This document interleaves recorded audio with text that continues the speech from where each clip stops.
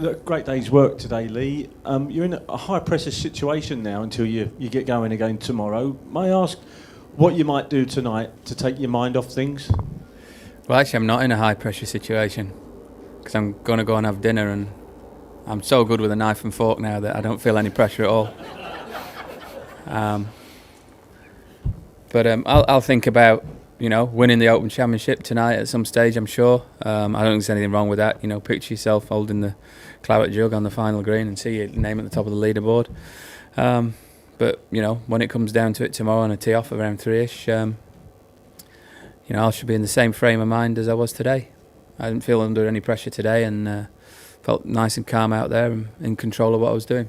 You were interacting a lot with the crowd, particularly I noticed around 13, that sort of thing. How important will the fans be for you tomorrow, the crowd? Yeah, I was interacting with them all day. I was obviously trying to give them as much to cheer for as possible. They were giving me good feedback. It's obviously great to play in an Open Championship in front of the crowds that they get here, and I always get a good reception, so it's nice to play well from and hear those roars. Okay, microphone number 4, the back right, please. Yeah, Lee, I'm wondering how bad your lie was on 16 after the first shot, and if it was a big boost to get out of there with only a bogey. Yeah, that was probably the biggest momentum thing I did all day, probably, walk off there with a bogey. It was probably one of the few bad shots I hit all day. I was trying to hit like a hard fade in there and just pulled it, and it found the worst lie I've found all week. There's so many bad things that could happen from there. If you'd have said you can have a 4, I would have taken it, looking at the lie. It had gone right down to the bottom in a bit of a hole, and there weren't really too many options. Well, not good options anyway. So I was pleased to make 4, but then, that's what's been missing, making those putts and then backing it up with the birdie at the next is, those sort of things you need to do.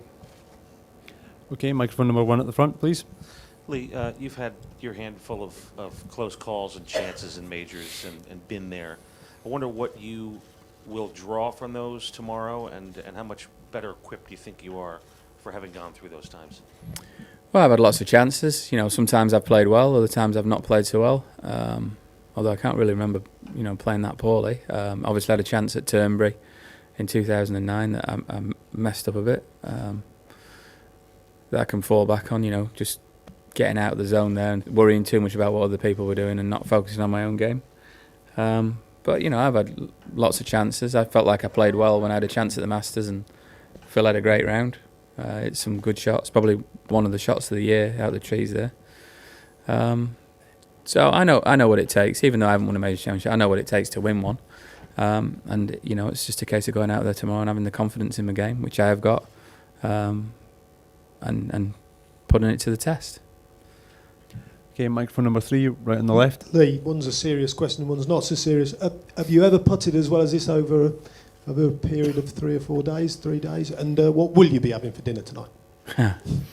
It's normally pasta, just to recharge, but I might go the Andy Murray route and have 50 pieces of sushi or something like that.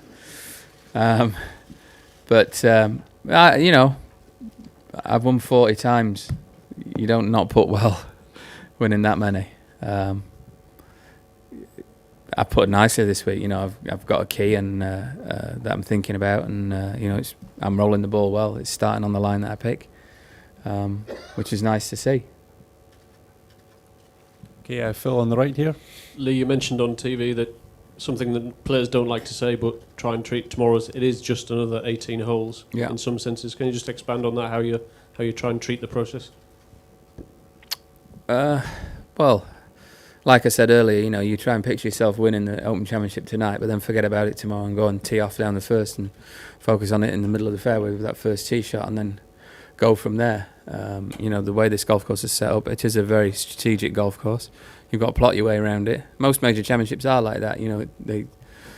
They grind you into the ground with even your course knowledge, your game plan, and the way you attack the golf course. It tests that to the limit as well, not just the way you're playing. So mentally and physically, it's draining, and you just have to focus on the job in hand and pile the pars up and obviously try and make as birdies wherever you can.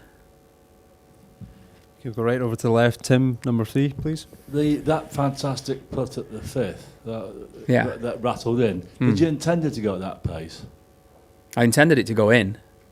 Yeah, well, I was realise that, aiming yeah, for the hole. I understand that.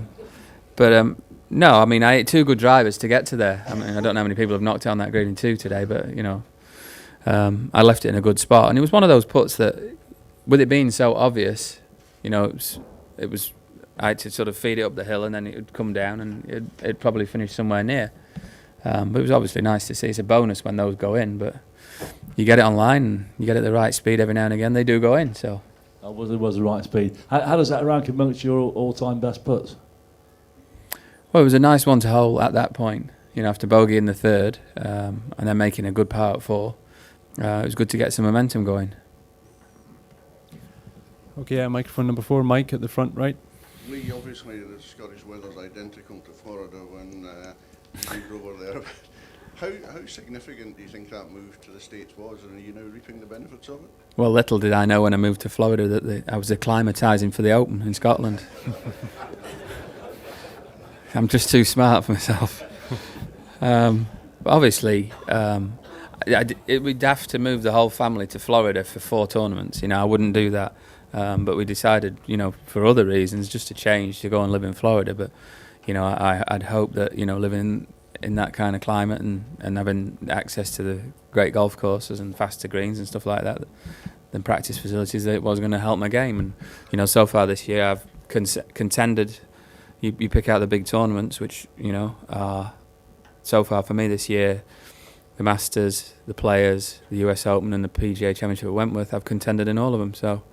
And now the Open Championship, so you'd have to say it's worked to a certain extent in a positive way for my game.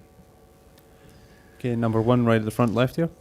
Lee, you did. You mentioned Andy Murray there inadvertently. Are you aware of this expectation that, you know, it's been another great British sport in summer, that really the nation is now looking to tomorrow as another highlight?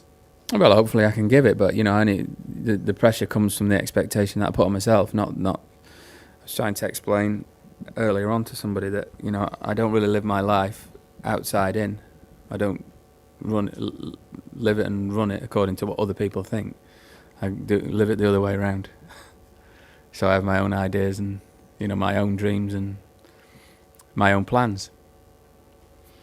Microphone number 3 right at the back, please. Of the 3 men under par, I believe all 3 of you have relationships with Sean Foley. How does he get split up on the practice tee tomorrow? Well, he's taken the chickens way out and gone back to Florida, I believe, this morning. So you won't see him on the range tomorrow. Microphone number 4.